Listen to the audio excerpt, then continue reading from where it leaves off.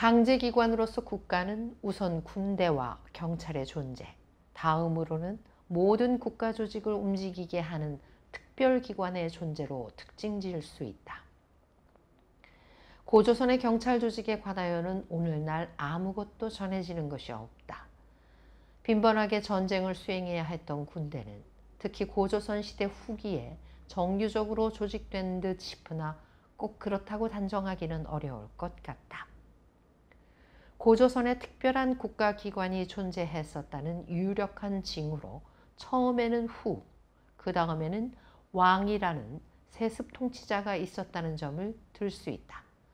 삼국지에 따르면 스스로 왕이라 칭한 준왕 이전까지 조선을 통치한 것은 40세대에 걸친 후였던 것이다. 그러나 사실상 스스로 왕이라 칭한 인물은 준이 아닌 그의 먼 선조로 연과 처음으로 분쟁이 야기됐던 연의 역왕 10년, 즉 기원전 323년에 일어났던 일이었다. 이 사건 이후에 비로소 조선 통치자가 스스로 왕으로 칭했다고 간주할 수 있는 근거가 있다. 그리하여 왕의 칭호는 위만 조선에까지 계속 이어졌던 것이다. 최고 통치자의 칭호가 계승됐다는 사실은 국가가 체제를 갖췄다고 볼 수 있는 또 하나의 징후라고 주장하는 몇몇 사학가들의 견해를 상당히 뒷받침하는 것이다. 문헌 자료에 따르면 위만 조선 이전까지 언급되어진 직함은 대부와 박사들이다. 대부로 불리워진 고관은 예인데 그는 조선 왕에게 간하여 연과의 개전을 중지시킨 인물이다. 따라서 대부라는 용어는 기원전 4세기경에 일어난 사건을 진술하는 데 사용됐음을 알 수 있다. 용어 자체는 어느 모로 보나 어떤 직함을 중국어로 옮겨놓은 듯 싶다. 고대 중국에서는 이미 기원전 9세기에 이 용어가 사용되고 있었다. 권력을 장악한 후 주의 선왕은 봉중을 자기의 고관인 대부로 삼은 다음 서융정벌에 그를 박연했다. 그 후로 대부라는 직위는 광범위하게 사용되어졌다. 이전 시대의 왕들은 최고 고관의 공과 경, 고관의 대부, 그리고 관리의 사라는 직위를 설치했다. 이처럼 이전 시대에는 중간급의 고관을 대부라 불렀던 것이다. 그러나 또 다른 경우를 살펴보면 대부가 최고 고관으로 분류되어 있다.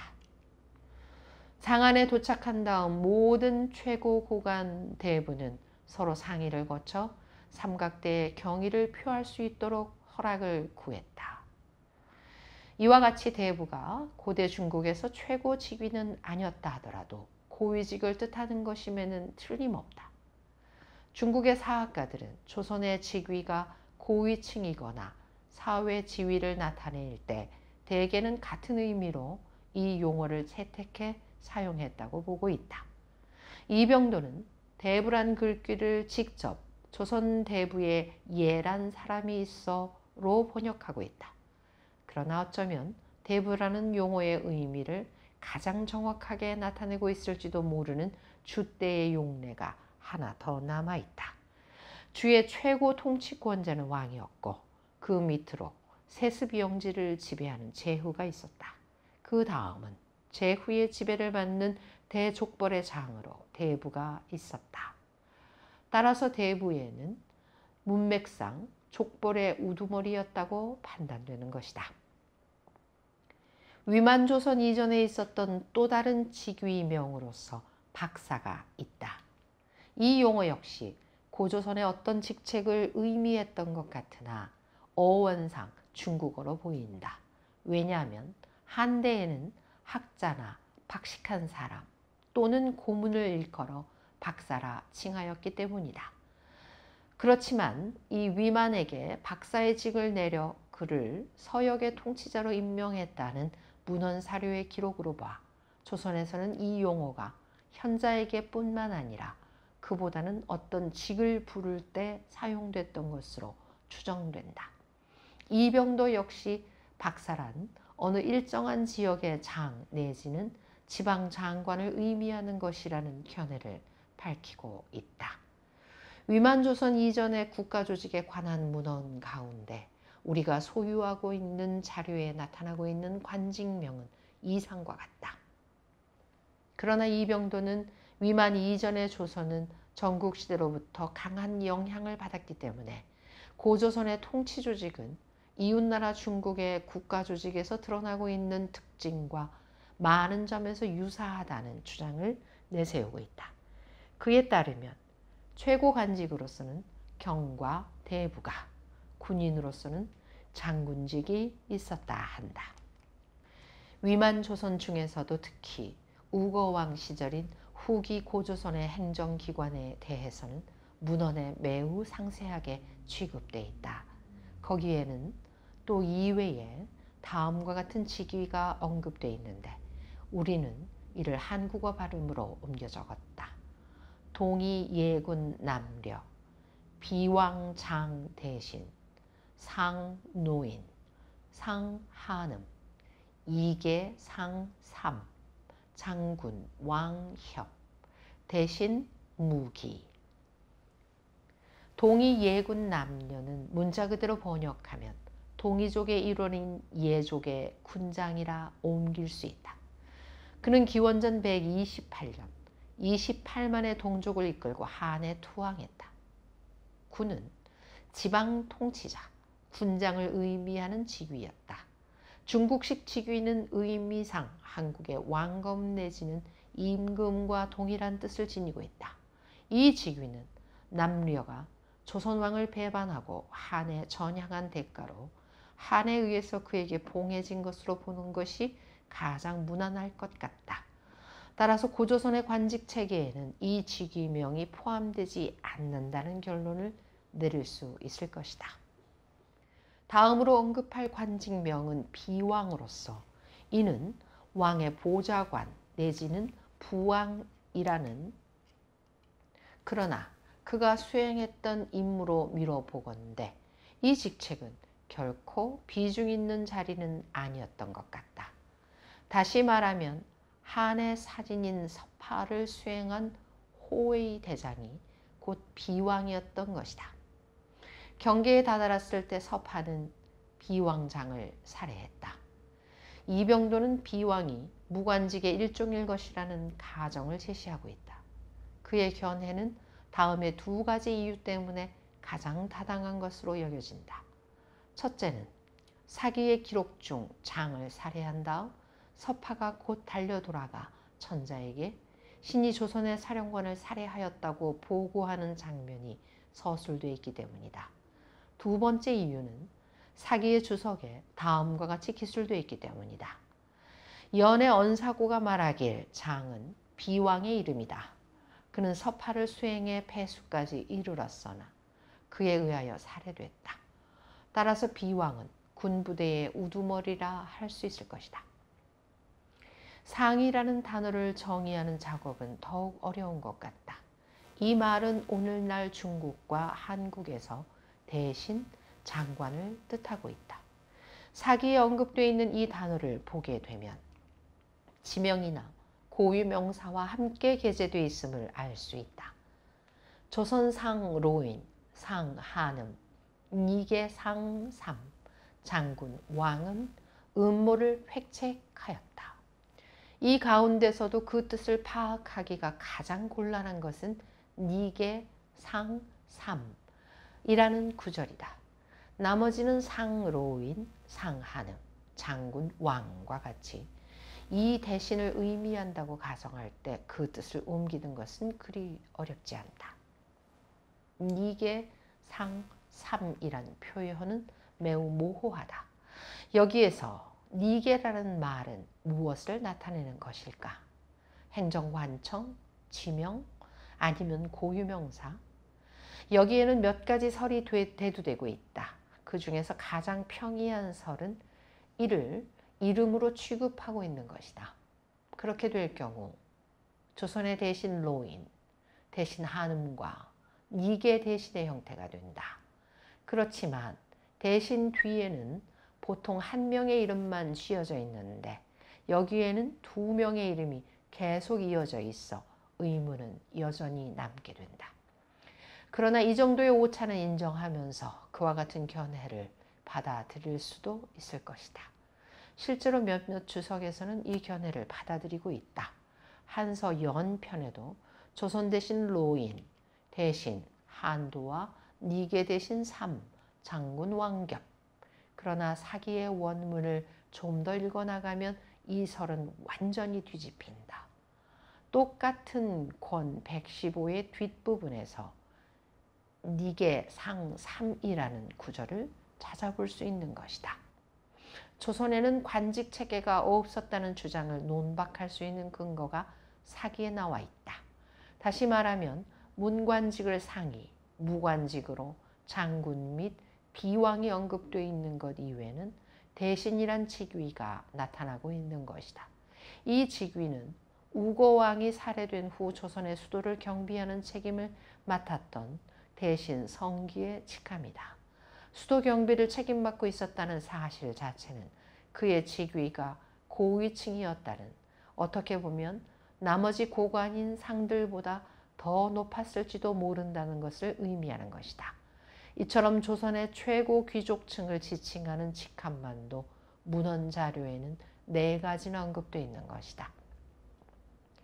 국가 분할이 혈족적인 특징이 아니라 순수하게 행정적인, 다시 말하면 경제 및 기타 필요 조건에 따라 이루어진 점은 역시 국가가 지닌 특징 중의 하나인 것이다.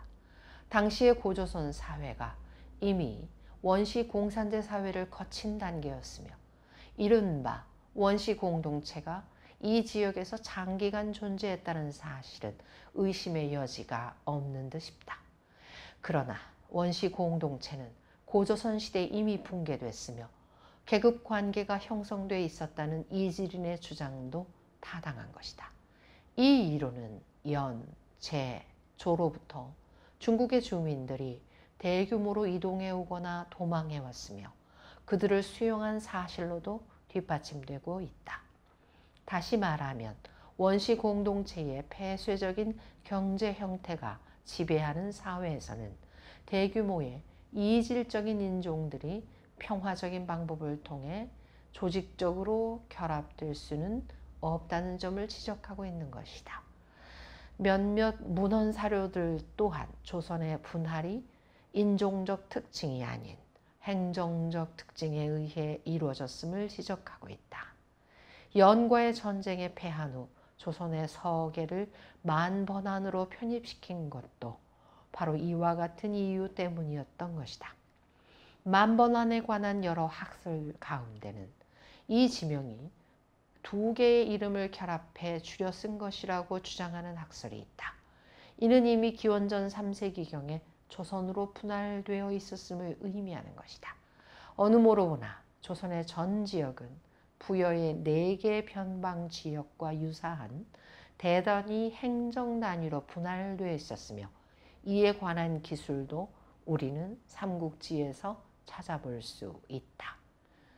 조선은 붕괴된 후 전 지역이 진번, 현도, 임둔, 낭랑의 4군으로 분할되어졌다. 조선의 심장부인 요동과 압록강, 하류지방에 대해서는 여기에 언급되어 있지 않다.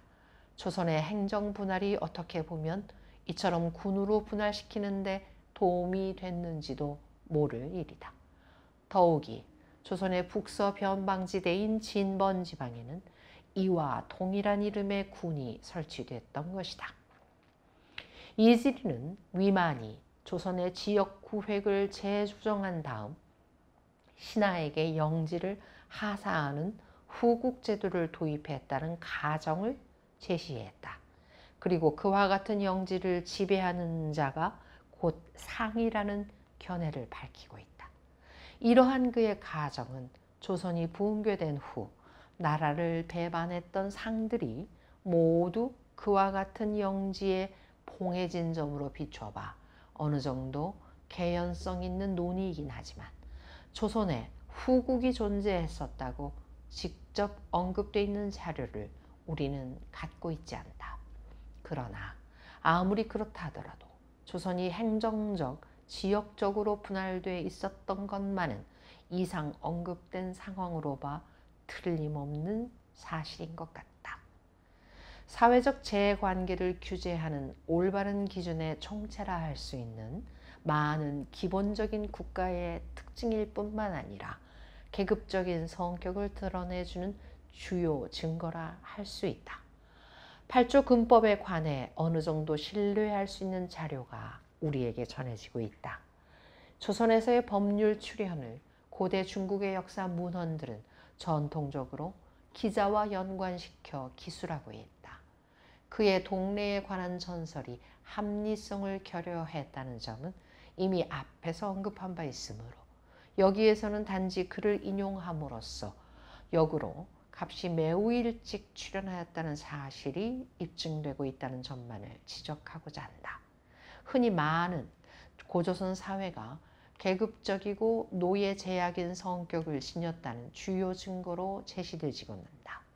바로 이 때문에 우리 역시 여기에서는 이 법이 계급적 본질에 관해 주로 초점을 맞추고자 한다. 8조 근법 가운데 오늘날 전해지는 것은 단지 3개 조항뿐으로서 그 요점은 다음과 같다. 살인죄를 범한 자는 즉시 사형에 처한다. 상해를 입힌 자는 공물로서 이를 배상한다.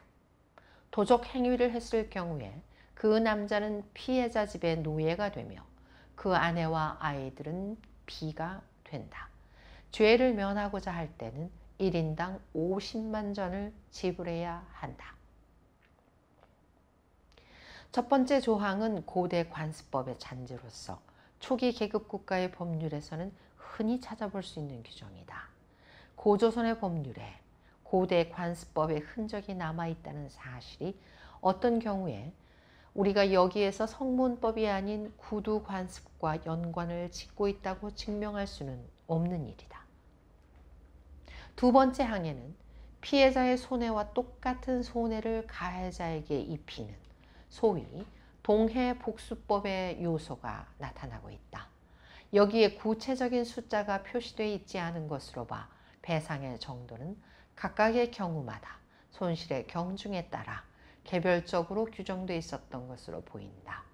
손실배상이 공물로 지불되었다고 해서 현물 교환이 우세했다거나 상품, 화폐 관계의 발달이 특별히 빈약했다는 것을 의미하지는 않는다.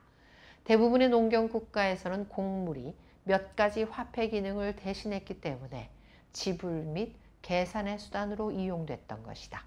더욱이 극동의 일부 국가에서는 중세에도 공물과 견포로 지불을 대신하기도 했다. 내용에 있어서 가장 충실한 것은 세 번째 항이다. 이병도의 해석을 보면 다음과 같다.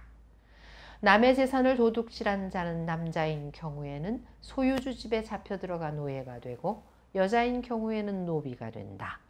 맨 처음에 번역과 비교해 볼 때 그 내용 면에서 양자는 현저한 차이점을 드러내고 있다. 이병도는 고통을 받는 자가 단지 범죄자 자신만이라고 해석한 데 비해 처음의 번역은 타인의 재산을 갈취해 기도한 것에 대하여 전 가족이 벌을 지는 것으로 돼 있는 것이기 때문이다. 그러나 원문에는 남자에 해당되는 것이 일음절, 아녀자에 대해서는 이음절로 표기되어 있다. 물론 자음이 여기에서 전미사로 쓰여졌다고 볼 수도 있지만 그럴 경우 남이라는 음에는 왜 자음이 붙지 않았을까 하는 의문이 남게 된다. 우리는 우리 나름대로의 해석을 시도하고자 한다. 적어도 여자라는 단어는 부녀자가 아닌 여자와 아이들로 해석돼야 한다. 그러나 이 경우 반드시 인정하고 넘어가야 할 점은 이 법률이 여자뿐만 아니라 아이의 범죄도 전제로 하고 있다는 사실이다. 제이조 바네도 나름대로 이 부분에 대한 해석을 시도하고 있다. 도둑질을 한 자는 그 가족과 더불어 피해자의 노예 신분으로 전락한다. 세 번째 조항에 대한 해석을 둘러싸고 제기된 주장과는 별도로 그 부분에 노예 신분을 의미하는데 서로 다른 두 단어가 사용됐다는 점에 주의를 기울일 필요가 있다. 남자 노예를 뜻하기 위해 사용된 글자는 노자인데 이 말은 처음에 가축을 치는 노예를 나타내기 위해 사용되다가 점차 성과 삶의 구별 없이 노예를 지칭하는 데 일반적으로 쓰여졌다. 그러다가 보다 후기에 들어서서는 단지 남자 노예를 의미하는 말로만 표기됐던 것이다. 이들 남자 노예가 이용되는 장소로 피해자의 노장이 표기되어 있는데 이로써 그들의 노동력이 물질적인 생산을 위해 이용됐음을 알 수 있다. 부녀자와 아이가 노예가 될 경우 이들을 비라고 부르는데 이는 가사노예, 예속된 하녀를 의미하는 말이다. 바꿔 말하면 이들 노예는 봉사 영역에서 활동하는 신분인 것이다. 더욱이 여러 형태의 노예가 존재했다는 것은 곧 조선에 노예 제도가 널리 퍼져 있었다는 것을 의미하기도 하는 것이다. 세 번째 단서 조항 역시 상당한 흥미를 불러일으킨다. 몸값을 주고 자유를 얻고자 하는 자는 1인당 50만 전을 지불해야 한다. 이병도는 이 부분을 따로 떼 자속하여 노예를 면하려고 하는 자는 매 인당 50만 전을 바쳐야 한다고 해석하면서 이 부분은 한 사군 시대에 이르러 새로 추가된 조항임이 틀림없다고 주장하고 있다. 그는 또 속전의 액수에 대해도 의문을 나타내고 있다. 그의 계산에 따르면 50만 전은 황금 50근에 해당되는 막대한 금액이라는 것이다. 이질인도 이 액수는 신화적인 수치라고 의문을 제기하고 있다. 고조선에 그들 고유의 화폐 제도가 있었다고 확신하는 이질이는 종마 한 필에 20만 전을 호가하던 전한시대의 화폐 시세에 맞춰 이를 계산하고 있다. 이 계산법에 따라 그는 노예로부터 해방되는 50만 전이 종마 2.5마리의 가치에 해당된다는 결론을 내리고 있다. 곡물 한 단위 진 때에는 1600전, 다시 말하면 50전으로 쌀 1kg을 구입할 수 있었다. 그러므로 속전 총액은 쌀 10톤의 가치에 해당되는 것으로서 전설적인 액수라 할 수는 없지만 재산이 있는 자만 가능한 금액인 것이다. 이상과 같이 고조선의 8조 금법 중 오늘날 전하는 3개 조항으로부터 우리는 이 법률이 계급적 성격을 선명하게 드러내고 있으며 사회 부유층의 이의공호를 대변하고 있을 뿐만 아니라 사유재산의 침해에 대해 가혹하게 징계하고 있다는 사실을 알 수 있다. 고조선 법률 가운데 이상 3개 조항을 제외한 나머지 부분에 대해서는 비록 한서 권 28의 3개 조항 다음에 조선 주민의 도덕 적성이 매우 높다는 말이 언급되어 있기는 하지만 그 내용은 불분명한 채로 남아있다. 이로 인해 사람들 사이에서는 도둑이 없어졌고 대문은 닫히지 않았으며 부인들은 진실되고 덕이 높아지게 됐다. 이질인이 이 부분에 금법의 4번째 조항이 설명되어 있다고 보는 반면에 이병도는 이 부분을 개별 조항이라고 간주할 만한 근거가 없다는 견해를 표명하고 있다. 이 아름다운 풍속은 본래부터 그렇다는 것이 아니라 그 반면에 간음을 금하는 법률이 엄했던 소치라고 봐야겠다. 그러나 우리는 여기에서 간통과 방탕을 금지하는 특별 조항이 있었다는 결론을 끌어낼 수 있는데 이는 보다 후기에 출현한 고대 한국 국가인 부여와 고구려의 법률에서는 이와 비슷한 형태가 실려있기 때문인 것이다. 이들 국가의 초기 역사에 관해서는 아직 그 연구가 미미한 단계이긴 하지만 고조선이 멸망한 후 거의 동시에 바로 그 영토 위에 이들 국가가 형성됐다는 사실 그 자체는 부여와 특히 고구려가 고조선 문화의 후계자라고 간주해도 될 만한 근거가 되는 것이다. 부여의 법률에는 다음과 같은 항목이 실려 있다. 1. 살인을 범한 자는 즉시 사형에 처하며 그 가족은 노비로 만든다. 2. 도둑질을 한 자는 훔친 물건에 대해 12배의 배상을 물어야 한다. 3. 남편을 배신하는 여자에 대해서는 사형에 처한다. 4. 질투가 심한 부인은 사형에 처하며 그 시체는 남쪽의 언덕 위에다 버린다. 이는 죄인의 가족들로 하여금 우마로 속물을 지불하게 한 후 그들의 시체를 가져가게 하려 합니다. 고조선의 법률이 부여의 형법과 대체로 유사하다는 점에 있어서는 이견이 없으나 여기에서는 이미 동해복수법의 원칙을 따른 관습법의 흔적을 찾아보기 어렵다. 이로부터 우리는 고조선의 법률에도 어쩌면 방탕한 행위를 가혹하게 징계하는 조항이 있었을지도 모른다는 결론을 얻을 수 있다. 일부 학자들은 8조 금법의 내용을 재구성하는 데 있어서 한 걸음 더 나아가기도 한다. 한도 그 중에 한 사람인데 그는 한가운데는 부부의 부정행위, 신성모독 및 요술을 금하는 조항도 포함되어 있었다고 적고 있다. 그와 같은 조항이 실제로 있었을 가능성도 배제할 수는 없지만 그에 관련된 고대 문헌 사료를 우리는 아직 찾지 못하고 있다. 부여와 고조선의 법률이 서로 유사하다는 사실은 우리로 하여금 이미 앞에서 밝혔던 생각을 다시 한번 확고하게 다져주고 있다.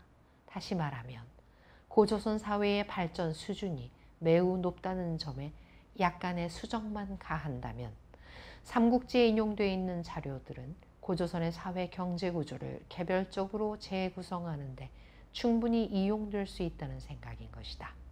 순장을 한 고문을 발굴한 결과 출토됐던 고고학 자료와 8조 금법의 세 번째 조항, 그리고 사회 부유층 및 고관이 죽었을 때 그와 함께 매장하기 위해 사람을 죽이는 관습이 부여에 널리 퍼져 있었다는 문헌 자료를 모두 종합해보면 고조선에 노예제도가 존재했다는 결론을 충분히 끌어낼 수 있을 것이다.